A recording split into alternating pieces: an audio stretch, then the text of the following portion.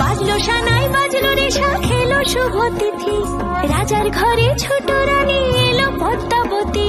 রানী পদ্মাবতী। রাজার আরো 6টি রানীর ছিল না সন্তান, পদ্মাবতীর কোলালোতে মিলল সমাধান। বছর যেতে জন্ম নিল 7 ছেলে 1 মেয়ে, হয় খুশির আকাশ হঠাৎ কালো মেঘে গেল ছেয়ে। হিংসেতে যায় জ্বলে পুড়ে বাকি 6টি রানী, যুক্তি করে ঘটায় ওরা 7 কুমারের হানি। সুযোগ মতো 7 ছেলেকে মাটিতে দেয় পুঁতে, বাঁচে একা পারুল ওরা পায় না তাকে ছুতে। ধাইমা বাজায় সেই মেয়েকে বড় করে তোলে, 7 ভাইকে পায় যে পারুল 7টে চাপা ফুলে। এত কিছুর পরেও রাজার বিপদ যে কাটে না, সূর্য নগরে সুখের সূর্য আর ওঠে না।